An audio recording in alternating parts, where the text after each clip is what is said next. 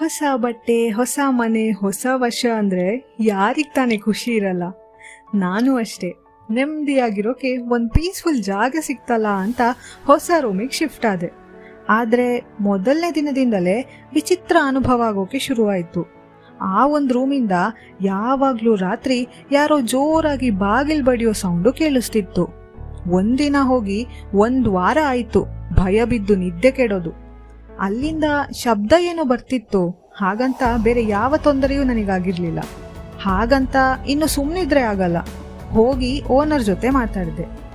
ಮುಂಚೆನೂ ಒಂದು ಹುಡುಗಿ ಇದ್ಲು, ಆದರೆ ಅವಳಿಗೆ ಈ ಥರ ಯಾವುದೇ ಸಮಸ್ಯೆ ಆಗಿರಲಿಲ್ಲ ಅಂತ ಅವ್ರ ವಾದ.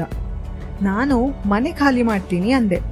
ಅವರು ಯಾವುದೋ ಗುರೂಜಿನ ಮನೆ ಕರೆಸಿ ಮನೆ ನೋಡೋಕೆ ಹೇಳಿ ಎಲ್ಲ ವಿಷಯ ತಿಳಿಸಿದ್ರು. ಅದಕ್ಕೆ ಆ ಗುರೂಜಿ ಏನಂದ್ರು ಗೊತ್ತಾ, ಮುಂಚೆ ಇಲ್ಲಿದ್ದ ಹುಡುಗಿ ಜೊತೆ ಒಂದು ದೈವಿಕ ಶಕ್ತಿ ಇತ್ತು ಅಂತ. ಅದಕ್ಕೆ ನಮ್ಮ ಓನರು, ಹ್ಞೂ ಇರ್ಬೋದು, ಆಕೆ ಡೈಲಿ ಹನುಮಾನ್ ಚಾಲೀಸ ಓದೋದನ್ನ ನಾನು ನೋಡಿದ್ದೀನಿ ಅಂದ್ರು. ಆ ದಿನನೇ ರೂಮ್ ಖಾಲಿ ಮಾಡಿ ಫ್ರೆಂಡ್ ಮನೆಗೆ ಶಿಫ್ಟ್ ಆದೆ.